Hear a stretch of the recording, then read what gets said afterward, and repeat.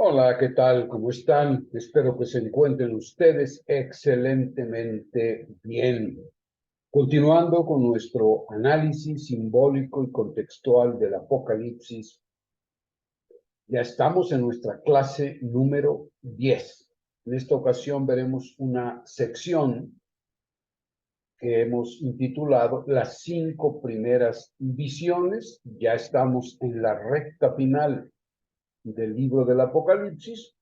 Y la sección va del capítulo 19, versículo 9, al capítulo 20, versículo 10.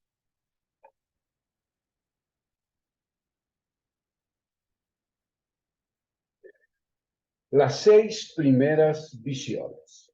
Bueno, quiero que nos vayamos centrando en cada uno de los puntos que iremos tocando.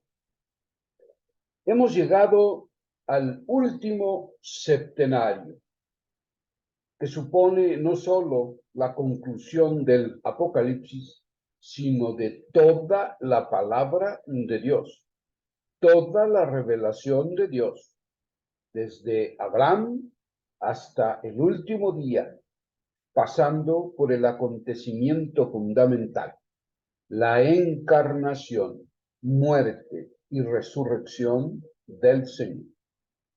Es un mensaje extraordinariamente rico y también lleno de esperanza. Es, digámoslo así, una profecía de consolación definitiva. Voy a ir marcando las ideas que vamos a ir trabajando para que no se me distraigan, por favor, y se concentren en la sección de la que estamos hablando. Es decir, en primer lugar, una profecía de consolación definitiva. Permítanme tantito porque esto es lo que quiero resaltar cada idea para que allí concentren ustedes su atención. Muy bien. Entonces, una profecía de consolación en el sentido pleno del término, como obra del Espíritu, como confirmación de nuestra fe y como posibilidad de comprendernos a nosotros mismos, la humanidad y la historia. El septenario es introducido y preparado por una especie de prólogo. La visión del ángel que Juan quiso adorar, que finalmente el mismo ángel se lo impide. El ángel le advierte: no hagas eso. Yo soy un simple compañero de servicio tuyo y de tus hermanos, esos que se mantienen como fieles testigos de Jesús. Solo a Dios debes adorar, dice Apocalipsis 19:10. Los ángeles son meros instrumentos para el juicio, para la historia y para el reino. Son criaturas de Dios, no están por encima de los hombres. Cuando el Hijo es introducido en el mundo, los ángeles lo adoran, así en Hebreos 1:6. Y cuando el Hijo nos lleve a todos a su lado, también nosotros seremos venerados por los ángeles junto a Dios. Juan no se detiene a describir a este ángel, pero quiere dar un mensaje absoluto que se resume en estas palabras del ángel. Dichosos los invitados al banquete de bodas del Cordero. Aunque transmitido por el ángel, este anuncio procede de Dios mismo. Palabras verdaderas de Dios son estas. En los banquetes hebreos de bodas, a la puerta de la sala, se ofrecía a todos un vestido blanco, un talit, que todos vestían como señal de la alegría del banquete. En la parábola de Mateo 22, 1 a 14, aquel que entró sin el vestido fue arrojado afuera y condenado por no haber querido aceptar el don del vestido, que no debía comprar, sino simplemente recibir como don y aceptar vestirlo. Así, el vestido que la humanidad entera deberá recibir el día del juicio revela el significado profundo de la Iglesia dentro de la historia humana. La Iglesia sirve para revestir a la humanidad de las obras de justicia, para hacer de este modo que todos los hombres entren en la sala de las bodas.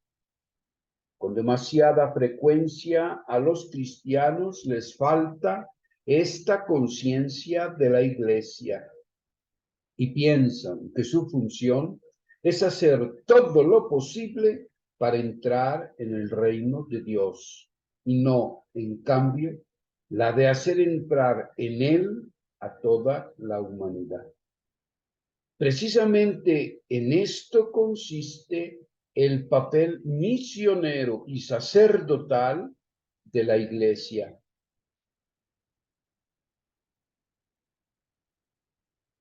Proporcionar un vestido blanco a la humanidad para que pueda entrar en el reino. La victoria, en todo caso, no es mérito de la Iglesia. Cristo la ha obtenido ya para todos, lavando los vestidos en su sangre. Los cristianos la han recibido como don para ofrecerla a toda la humanidad. La tarea que Dios asumió en relación con Adán y Eva en Génesis 3:21 le toca ahora a la Iglesia. Revestir a la humanidad, no ya de túnica de pieles, sino de obras de justicia. La Iglesia no puede ser un gueto, una roca, sino que debe estar en compañía de los hombres, a la mesa de los pecadores, en medio de ellos, dándoles su vestido. Es Israel quien permanece como una roca para poder sobrevivir en el desierto de la diáspora en espera del acontecimiento final. Israel no tiene una tarea misionera y significativamente Jesús reprocha a los fariseos su proselitismo en Mateo 23:15. En cambio, es tarea de la Iglesia desarrollar un lugar de Israel, el lugar de Israel, este mandato sacerdotal y regio para toda la humanidad. Los últimos capítulos del Apocalipsis son, como los primeros del Génesis, una historia de la humanidad. Mientras que allí los hombres se vieron forzados a dispersarse por la imposibilidad de entenderse, aquí el movimiento se invierte y la humanidad camina hacia la comunión plena. Dichosos los invitados al banquete de las bodas del Cordero. Para Juan, este banquete es ya una realidad presente. Es el banquete en torno a Jesús, que encuentra en la celebración eucarística una epifanía de la llamada al banquete escatológico del final de los tiempos. Dichosos los invitados. Es la bienaventuranza suprema de la que ninguno queda excluido.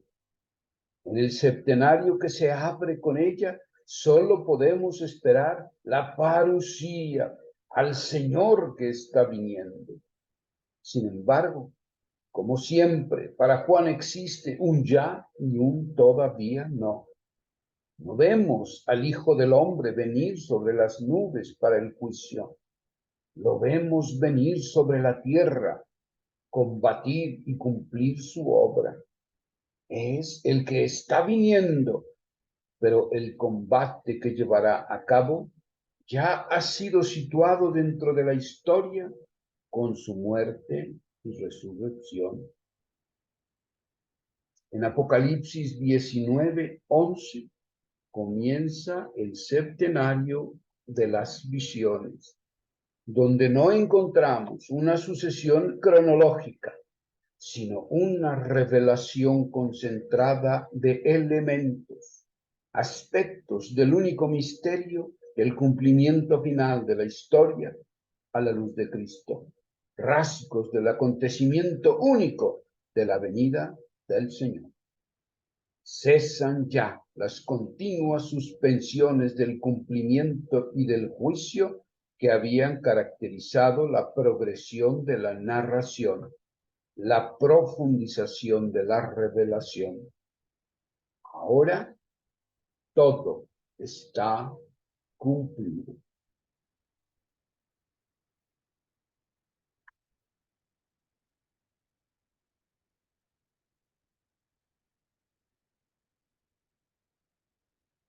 Vamos a la primera visión en Apocalipsis 19:11-16. Al comienzo de las visiones proféticas en Apocalipsis 4:1, Juan había visto una puerta abierta en el cielo, solo una rendija. Más tarde aparecen en el cielo el santuario abierto y el arca, así en Apocalipsis 11:19. Después, en Apocalipsis 15:5, anota nuevamente que el templo se abre conteniendo la tienda del testimonio. Pero ahora todo el cielo está abierto. La revelación es plena. Lo que se muestra ya no es el modelo celestial de una realidad terrena, sino la plenitud misma del cielo. Y es entonces que aparece un caballo blanco. Es el mismo que hemos encontrado como uno de los componentes de la historia en Apocalipsis 6:2. El que lo monta se llama fiel y veraz, dos atributos propios de Dios en el Antiguo Testamento, y juzga y combate en justicia. Esta expresión nos remite al Salmo 45, el Salmo de las bodas del Mesías, donde éste avanza hacia sus bodas como un guerrero que cabalga sobre la verdad y la justicia. Dice el texto: cíñete al flanco, valiente, tu espada, que es tu gloria y tu esplendor. Cabalga invicto a favor de la verdad y la justicia. Es el Salmo 45, 4-5. Proclamadas ya las bodas del Cordero en Apocalipsis 19:9, aparece el Mesías, el esposo, el que tiene la cabeza adornada con múltiples diademas. Anotación que una vez más no designa solo la cualidad mesiánica, por ejemplo en el Salmo 21:4, del que cabalga en el caballo blanco, sino que revela que tiene un poder muy superior al de la bestia, la plenitud del poder. Lleva escrito en su mano y en su muslo el nombre Rey de Reyes y Señor de Señores. Apocalipsis 19:16.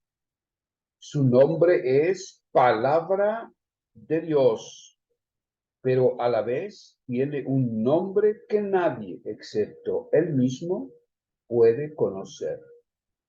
Juan sabe que Dios se había revelado por medio del tetragrama, la palabra impronunciable que solo el sumo sacerdote conocía y pronunciaba el día de la expiación, Yom Kippur, cuando todos los pecados de Israel eran perdonados.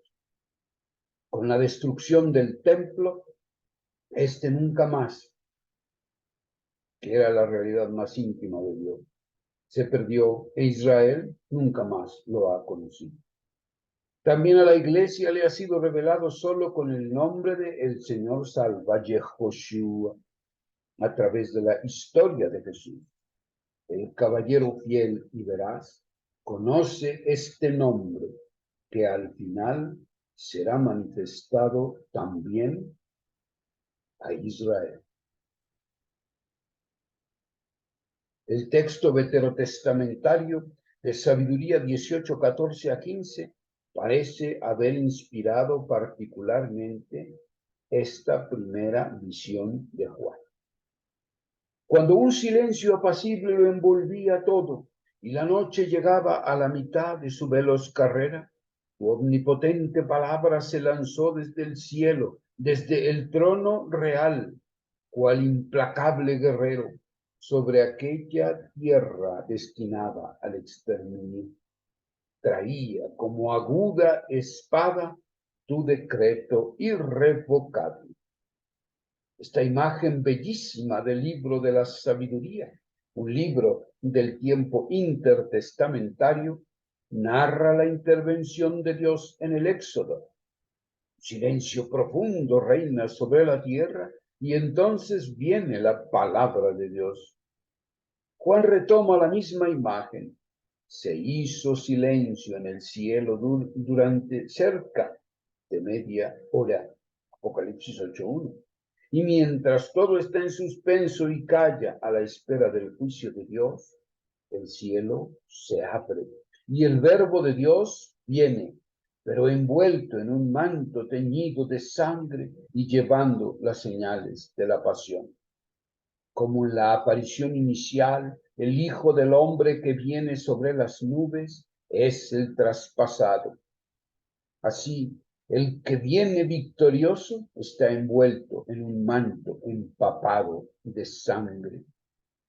Lo que ha ocurrido en la pasión, en la historia, no se ha olvidado ni desmentido en la visión final.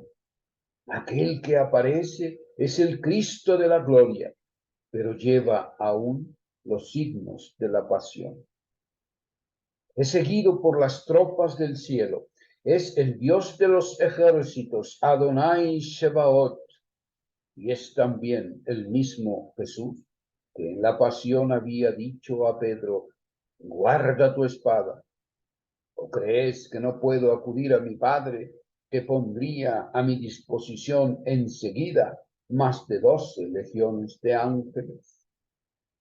Hay una correspondencia entre la primera y la segunda venida, entre la entrada humilde en Jerusalén sobre un pollino, rechazando el auxilio de los ejércitos celestiales, y la venida sobre un caballo victorioso en medio de los ejércitos del cielo.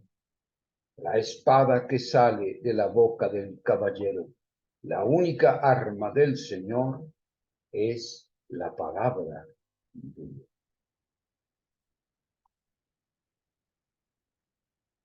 Los atributos de este caballero ofrecen elementos que Juan ya ha recordado. El cetro de hierro de la ceremonia de entronización del Hijo, por ejemplo en el Salmo 2:9 o en Apocalipsis 2:27. La acción de pisar en el lagar el vino de la ira de Dios omnipotente. Su cualidad de vencedor que debe vencer. El caballero es Jesús, el Verbo de Dios, su Hijo, que ha sido pisado en el lagar y tiene los vestidos manchados de sangre, que ha vencido ya la batalla en la cruz y se dispone a vencer también en el combate escatológico. El título que se le atribuye, Rey de Reyes y Señor de Señores, indica la proclamación máxima de su señorío, la plenitud de la revelación. Aquel por el cual todas las cosas han sido creadas es también aquel, con el cual y por el cual todas las cosas han sido salvadas, redimidas. En Primera de Corintios 15 hallamos una relectura de los mismos acontecimientos por parte de Pablo.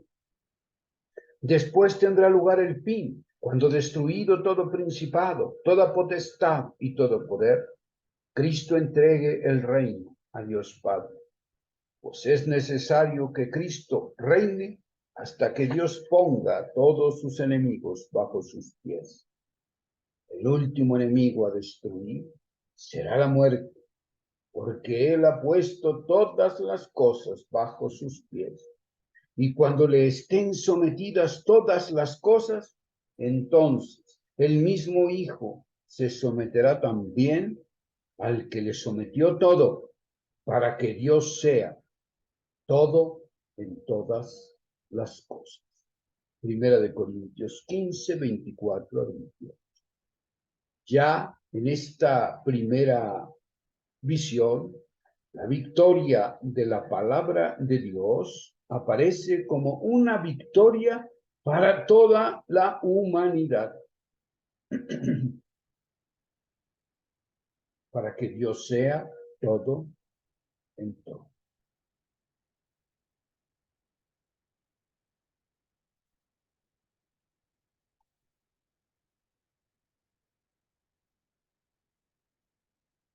Segunda visión, Apocalipsis 19, 17 a 18. Frente a esta visión, así como frente a las sucesivas, conviene una vez más estar alerta contra la interpretación que descubre en ella una sucesión cronológica de acontecimientos, olvidando datos esenciales para la correcta inteligencia del mensaje de Juan.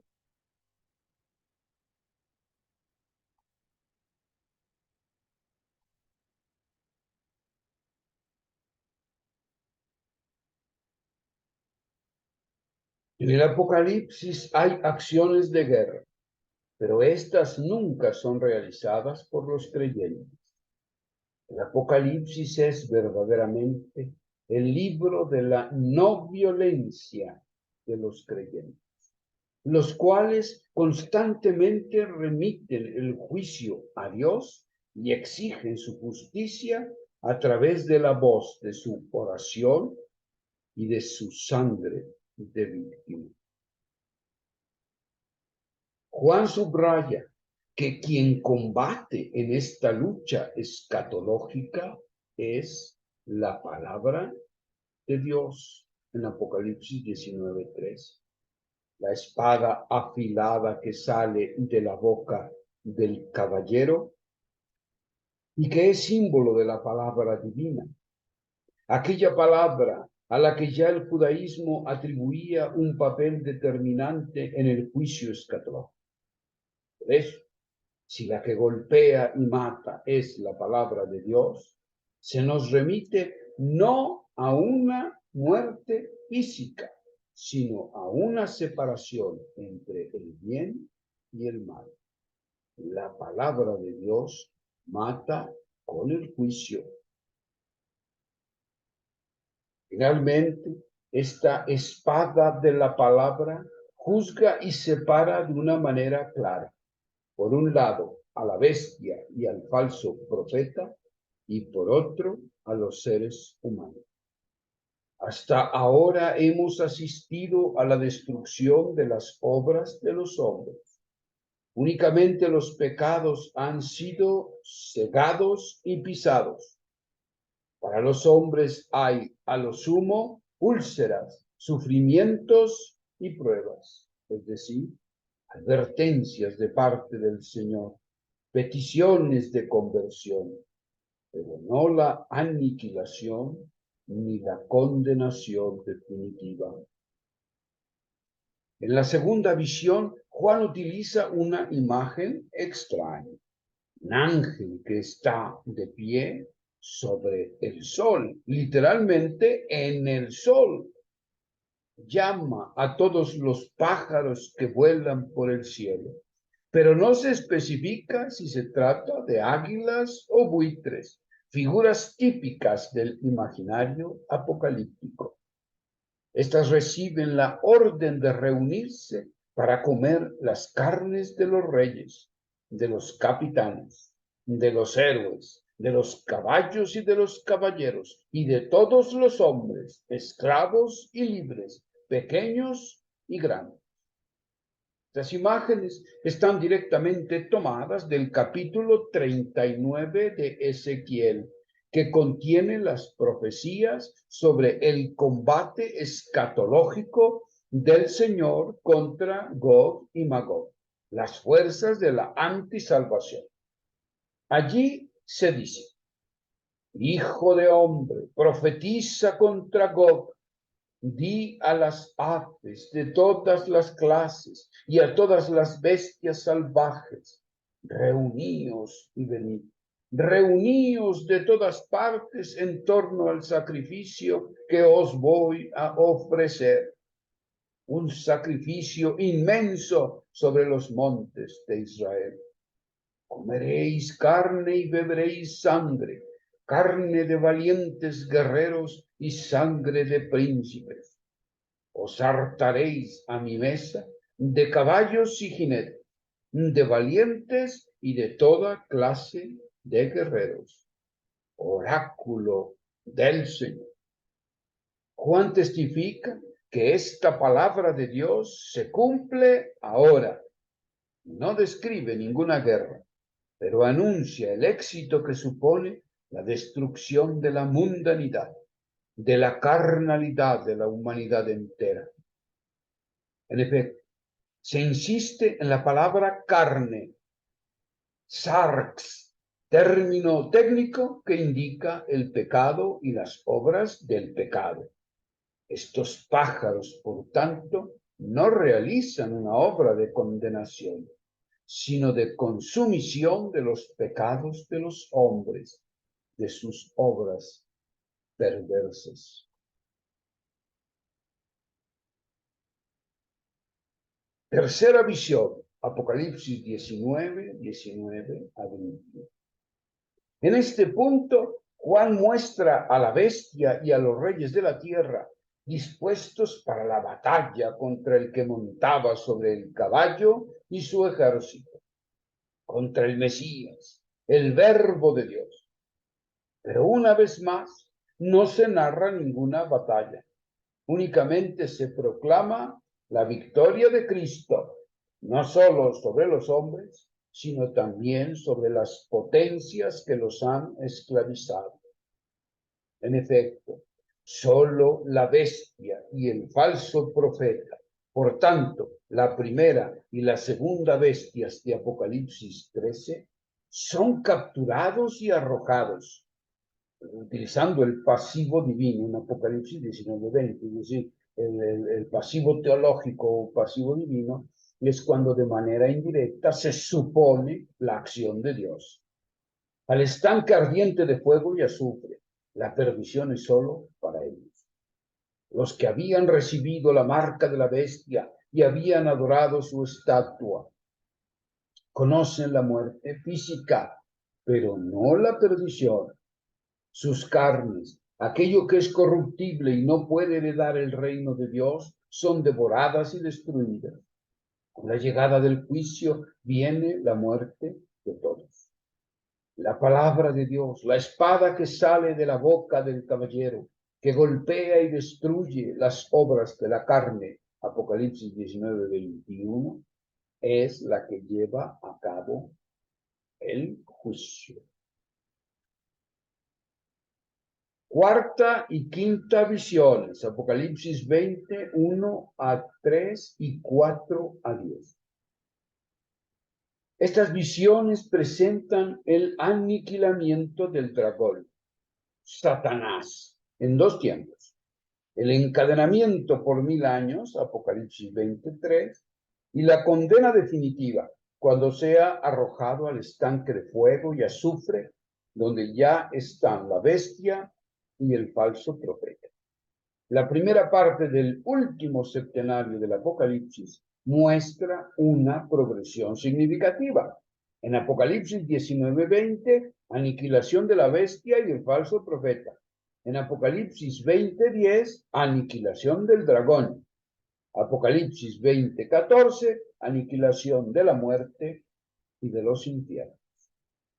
En este momento ya solo queda que comience la segunda parte del septenario, es decir, la visión última, la visión del reino, de la Jerusalén celestial, de la nueva creación, Apocalipsis 21-22. Por tanto, el Apocalipsis es muy claro. No hay aniquilación de los hombres, sino solo de la bestia, del antimesías, del dragón y al final de la muerte. Todas estas potencias son sometidas por la acción victoriosa de Cristo, que destruye incluso la muerte, la cual, según Pablo, será el último enemigo a destruir. En 1 Corintios 15, 24-26. La cuarta visión muestra un ángel que apresa al dragón. Lo encadena durante 1000 años, lo arroja al abismo y lo recluye allí hasta el cumplimiento de los 1000 años.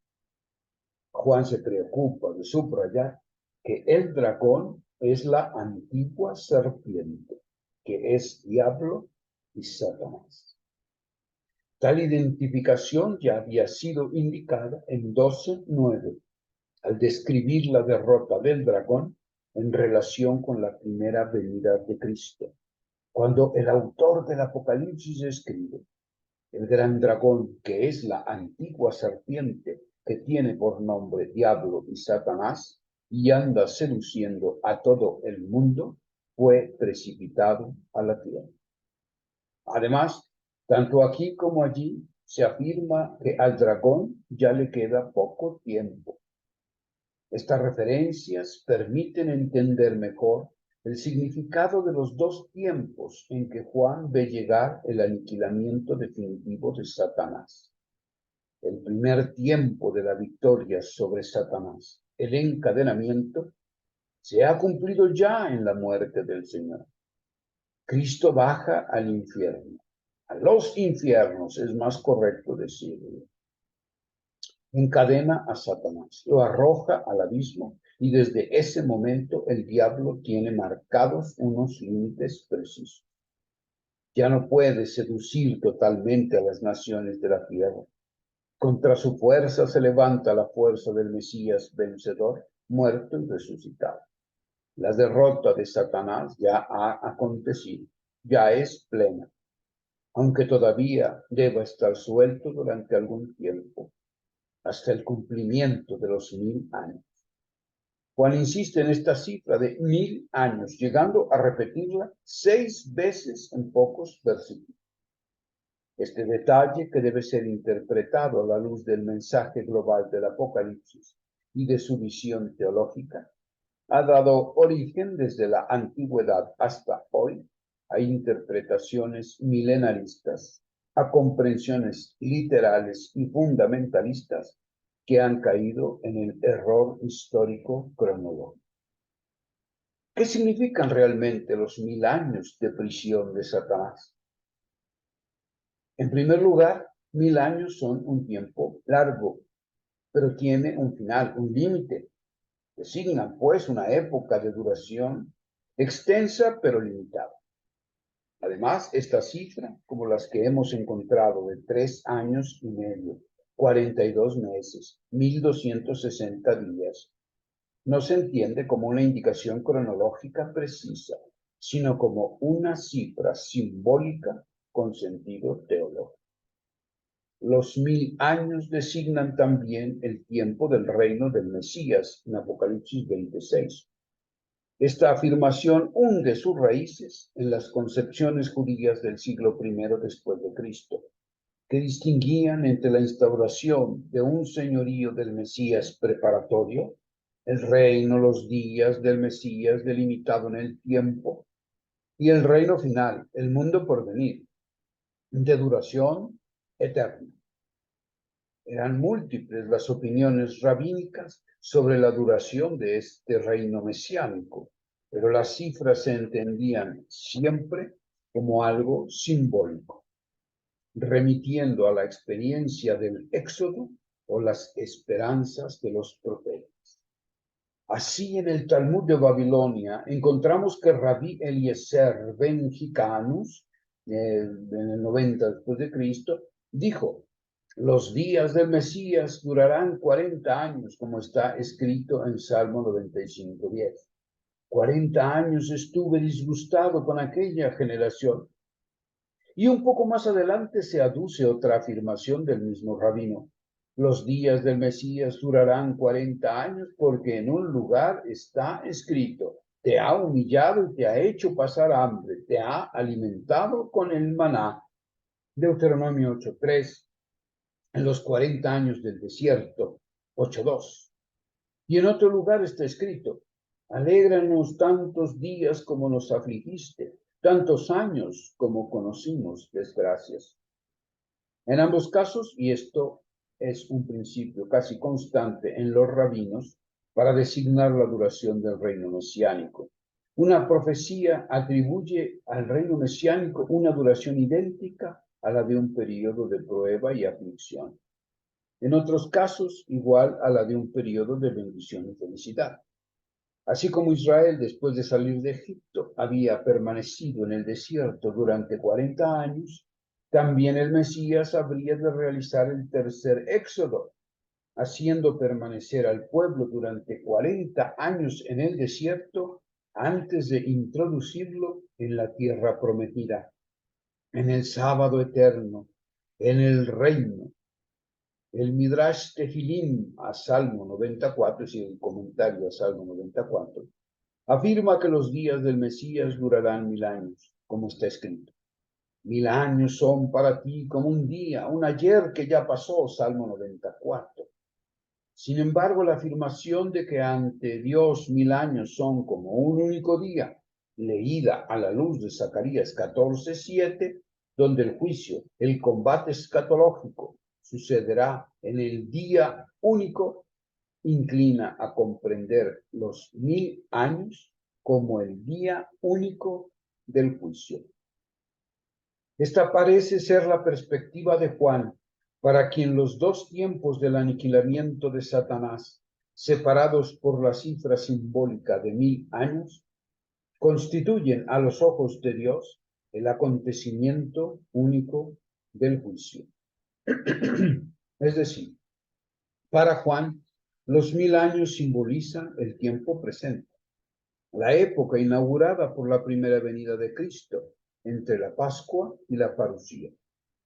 En particular, para el Apocalipsis, la duración del reino mesiánico computada en 1000 años parece estar en estrecha relación con la tradición judía, según la cual la duración de la estancia en el paraíso habría durado 1000 años.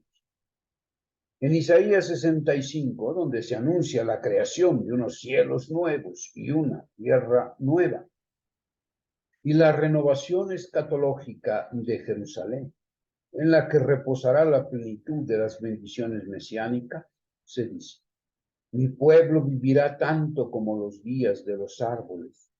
Esos días serán los días del Mesías. Y en el Midrash Tehilim, como se ha visto, Rabí Eliezer lee en sentido mesiánico el Salmo 90, estableciendo en 1000 años la duración del reino del Mesías. 1000 años que a los ojos de Dios en realidad son como un solo día, el día único. Es importante subrayar que en la traducción de los 70 han leído Isaías 65:22 como una referencia precisa al paraíso, al jardín del Edén, pues el texto griego de Isaías 65:22 suena así: como los días del árbol de la vida, así serán los días de mi pueblo.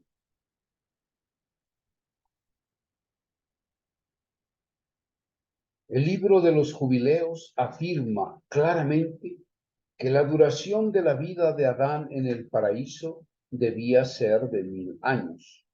Adán murió 70 años antes de haber alcanzado el milenio, porque 1000 años son como un solo día, Salmo 94. Por esto, a propósito del árbol del conocimiento, está escrito: el día en que comas de él, morirás sin remedio, Génesis 2:17. Así pues, Adán murió antes de haber cumplido los años de tal día, porque murió en ese mismo día, Jubileos 4:29-30.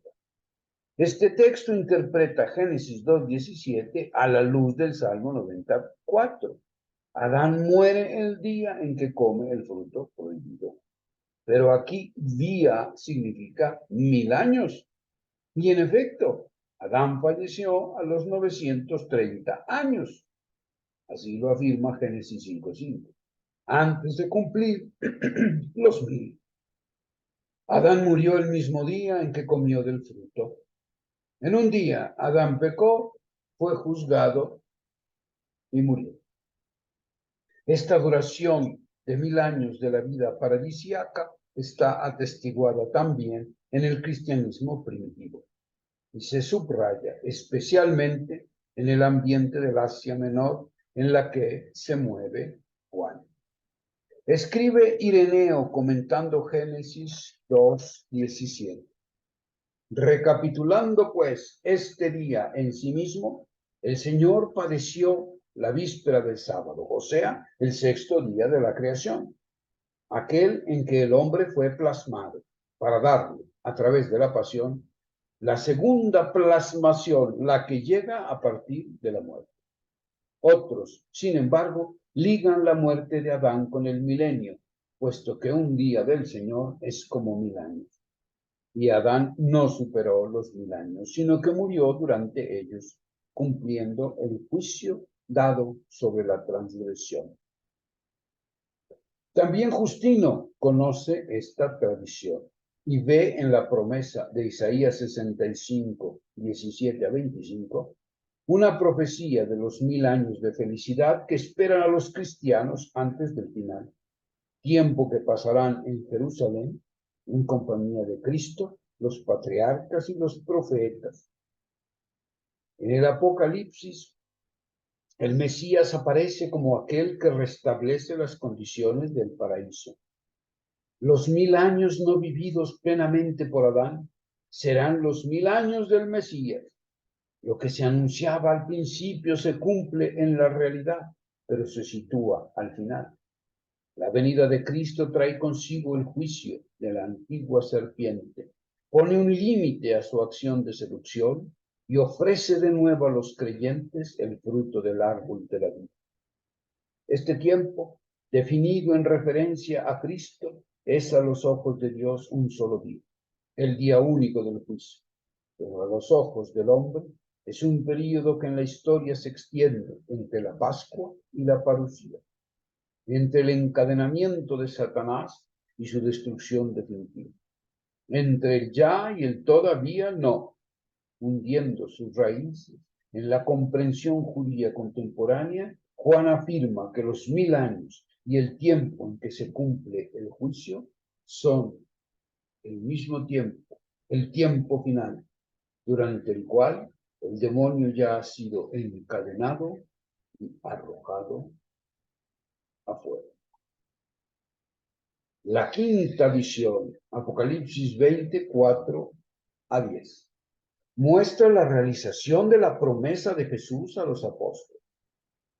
Os aseguro que vosotros, los que me habéis seguido, cuando todo se haga nuevo y el Hijo del Hombre se siente en su trono de gloria, os sentaréis también en 12 tronos para juzgar a las 12 tribus de Israel.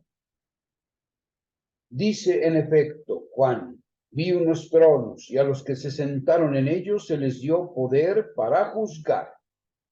Pablo en 1 Corintios 6:2-3 se dirige a los cristianos diciendo: ¿no sabéis que son los creyentes quienes juzgarán al mundo?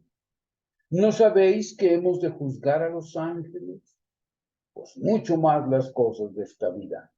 Este juicio, matiza, no será solo para los hombres, sobre las 12 tribus de Israel, sino sobre toda la creación, incluidos los ángeles. El poder de juzgar que reciben los bienaventurados es pleno. Los que han muerto en Cristo ya viven, reinan, interceden y juzgan con él. Esta es una certeza que tenemos en la fe y que la palabra de Dios nos confirma con toda claridad. Los que creen en Cristo viven por medio de él y son asociados a este poder de juzgar, testimoniado ya por Salmo 149:9. Según los creyentes aplicarán la sentencia escrita, lo cual será un honor para todos sus fieles, y que a su vez es revalidado por el libro de la sabiduría. En el juicio de Dios aparecerá su resplandor, el resplandor de los justos, y se propagarán como chispas en un rastrojo, y juzgarán sobre naciones, gobernarán pueblos, y su Señor reinará sobre ellos para siempre. Sabidurías 3:7-8. En el Evangelio de Juan anuncia Jesús: os aseguro que está llegando la hora, mejor aún, ha llegado ya, en que los muertos oirán la voz del Hijo de Dios, y todos los que la oigan vivirán. El Padre tiene el poder de dar la vida y ha dado al Hijo ese mismo poder. Le ha dado también la autoridad para juzgar, porque es el Hijo del Hombre. Juan 5:25-27. Es Cristo, el Hijo, el que ha recibido la vida en sí mismo y el poder de juzgar. Pero todo esto se ha extendido a los cristianos, a los creyentes en él. Dice también Jesús en Juan 6:51, yo soy el pan vivo bajado del cielo. El que come de este pan vivirá eternamente. Y en Juan 11:25, yo soy la resurrección y la vida. El que cree en mí, aunque haya muerto, vivirá. Esto significa, ante todo, que desde su muerte, desde su descenso a los infiernos, desde el momento en que el dragón ha sido encadenado, hasta el final, todos los muertos en Cristo, los santos, reinan con él, juzgan con él. Han muerto, pero viven. Por eso Juan ahora dice, vi a los que habían sido degollados por dar testimonio de Jesús y por anunciar la palabra de Dios. Los que no habían adorado a la bestia ni a su estatua, los que no se habían dejado marcar ni en su frente ni en sus manos. Todos ellos vivieron, no revivieron, y reinaron con Cristo 1000 años. Pero este texto no se refiere solo a los mártires o a cuantos han muerto en Cristo, sino también a los cristianos, a aquellos creyentes en Cristo que se mantienen fieles en la historia y confiesan su fe en medio de las persecuciones. Ya desde ahora, desde hoy, el que cree en aquel que es la vida, puede participar de esta vida que es comunión con Cristo. Durante todo el tiempo de la Iglesia, los cristianos, ya ahora, ya en la historia, participan del señorío y de la realeza de su Señor, inmersos en su vida, que es vida para siempre. Juan mismo se presenta al comienzo del Apocalipsis como hermano y compañero vuestro de la tribulación, del reino y de la paciencia en Jesús. Este mensaje es anunciado varias veces también por Pablo, que en Colosenses 3:1 y siguientes recuerda a los cristianos su estatuto de personas ya resucitadas con Cristo, cuya vida está escondida con Cristo en Dios. Y en Efesios 2:4-6 afirma, Dios, que es rico en misericordia y nos tiene un inmenso amor, aunque estábamos muertos por nuestros pecados, nos volvió a la vida junto con Cristo. Por pura gracia habéis sido salvados. Nos resucitó y nos sentó con él en el cielo. Para Pablo, la resurrección y la ascensión no son solo de Cristo, sino también nuestras. Tienen lugar ya, ahora, aquí en la tierra. Solo esta fe puede hacer de la vida de los cristianos una vida de co-resucitados con Cristo. Una vida partícipe ya de las energías del resucitado, convirtiendo a la iglesia en un pueblo regio, un pueblo de reyes. En este momento, Juan afirma, esta es la primera resurrección. Dichosos los elegidos para tomar parte en esta resurrección primera. Esta primera resurrección es posible ya aquí y ahora, pues sigue a aquella primera muerte que para el cristiano es el bautismo, el acontecimiento con el que hemos sido sepultados con Cristo en su muerte y de la que hemos sido sacados como corresucitados. Sin embargo, para quienes no han realizado la primera muerte en el bautismo, para los no creyentes, la primera muerte coincidirá con la muerte física. Para los santos, la muerte física es la resurrección, es reinar plenamente y para siempre con Cristo, porque han vivido ya la muerte en el bautismo y han sido establecidos como sacerdotes y reyes, como pueblo regio y sacerdotal en la historia. Serán sacerdotes de Dios y de Cristo, con quien reinarán los 1000 años. Apocalipsis 26. Cuando los 1000 años, el tiempo de la iglesia, se hayan cumplido, Satanás será liberado y saldrá para seducir a las potencias metahistóricas, Gog y Magog, y reunirlas para la guerra. Habrá un combate final, el aprieto profetizado, que no será sino la epifanía de cuanto ya se ha cumplido en la muerte y resurrección de Cristo. En el último combate, estas potencias serán aniquiladas. Bajó fuego del cielo y los devoró. Entonces el diablo que las sedujo será arrojado al estanque de fuego, donde ya están la bestia y el falso profeta. En el segundo juicio, pues, habrá una aniquilación del dragón, pero tampoco en esta ocasión los hombres serán aniquilados. Al contrario, Juan anuncia ahora que cuantos perseveran con Cristo pueden participar ya de la vida, la realeza y la resurrección de Cristo. Y cuantos han muerto en Cristo conocen inmediatamente después de la muerte la plenitud de su ser, co-señores con Cristo para siempre. Juan introduce en esta visión el tema de la segunda muerte, ampliamente atestiguado en el judaísmo y del cual encontramos vestigios significativos en los Targum. En el Targum, a Jeremías 51:39, un pasaje que trata del castigo que Dios reserva a Babilonia, se dice, morirán de la segunda muerte y no vivirán en el mundo futuro. En el Targum Neofiti, a Deuteronomio 33:6, la bendición de Rubén se parafrasea de esta manera. Viva Rubén en este mundo y no muera de la segunda muerte de la que mueren los impíos del mundo que ha de venir. En el Targum a Isaías 65:5-6 se afirma la identificación de la segunda muerte con la Genna, el castigo eterno reservado a los impíos. El judaísmo, pues, considera la segunda muerte como una muerte eterna, una muerte reservada a los impíos, cuya muerte física es la primera muerte, la cual no coincide todavía con el juicio. De esta segunda muerte son sustraídos los creyentes, los santos y los justos.